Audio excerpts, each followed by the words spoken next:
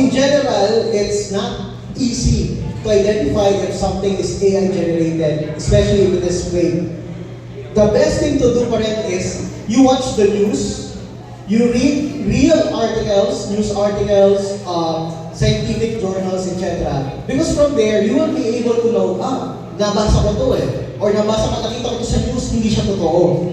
That's one. Second is, pag video, medyo madali. Kasi may maraming lookout na pagtitingnan. Halimbawa, meron ka nakitang video na maraming tao, minsan makikita mo yung mga tao naglalakad pabaliktad. That's very unusual and AI usually does that. So, yung mga ganon, pero kasi pag video, lalo na pagka gamit mo smartphone, minsan mahirap makita.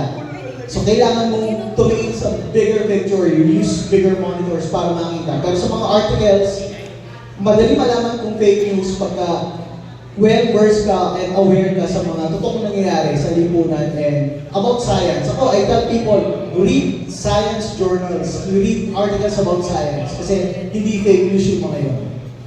So in short, we still have to fact check first. But do you think in the future, with that similar feature of having a verified check mark or a badge, could AI possibly do that in the future? Hindi rin eh.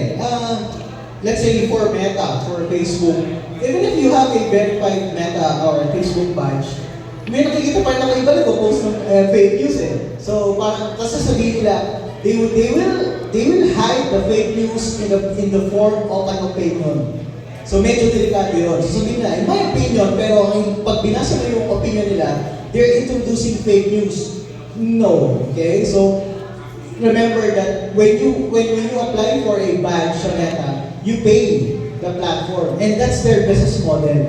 So for them to take you down because of that whatever fake news that you have, medyo malabo ilang gagawin. Ako, I'm more of a writer of articles. The best AI tool that I use, believe it or not, is Grammarly. Okay? Grammarly. Okay? Though, kung yung iba dati medyo old school eh. Pag magta-type sila, ilalagay pa nila sa MS Word, okay? Or ilalagay nila sa Google Docs. Pero you just install Grammarly or Grammarly and it will do the magic. Okay? So that's one. Sa video editing, marami, pero the best one for that I saw, especially if you're a mobile user, CapCut talaga. The best. The best pagdating sa AI generation. Ang dami mong kinuha video, it can squeeze all those video in what? In 30-second video. Mahirap gawin yun. Ako, hindi ako video editor, pero I have tools on my computer that can basically regenerate based on the footages that I have. Pero yung kay CapCut, they somehow perfected it. Though, for people who do not know, si CapCut ay ginawa ng anong company?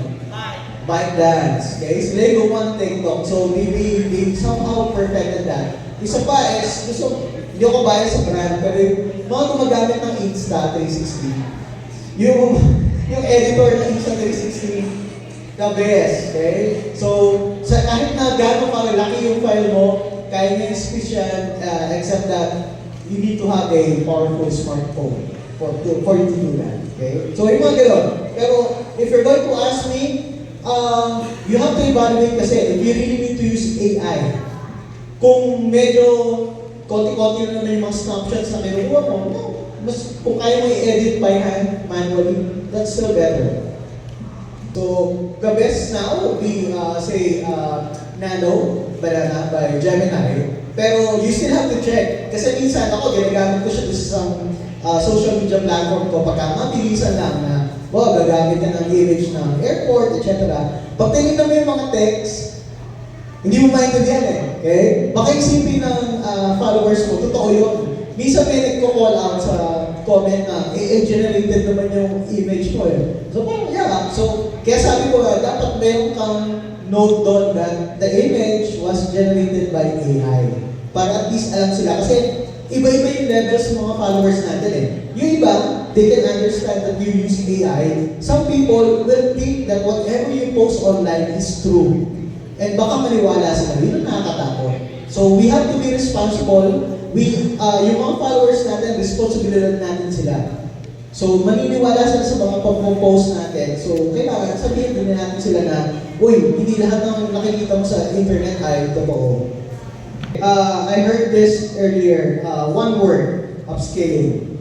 You really need to upscale. So parang, meron kami discussion dati ng kaibigan ko tungkol dyan. So parang sabi niya, doon sa office namin maraming mawawalan trabaho dahil sa AI. So I have to correct him, hindi.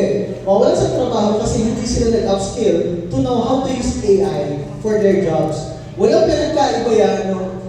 Gumraduate ako ng college around 2000. And that was the time na nag-transition karamihan ng companies sa Pilipinas from typewriter to computerization. Nawalan ba ng trabaho yung mga gumagamit ng typewriter? Not much. Siguro mga meron, kasi ito yung mga tao na ayaw matuto ng computer.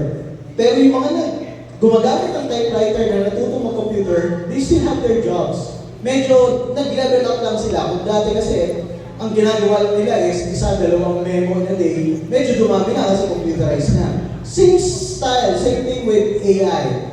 We will still be doing, except that not all jobs can be done in AI. Yung ginawa niyo skate kanina, yung parang skate type na improv, hindi kaya gawin ng AI yun. Okay? Pero pwede kung gumamit ng AI to generate the ideas. So, it's still a tool. Pero yun, sabi lang is always upskill. Sabi nga nila, learning never stops. Even for me, if I have time, I learn new stuff every day, and that will save you. That will save your job.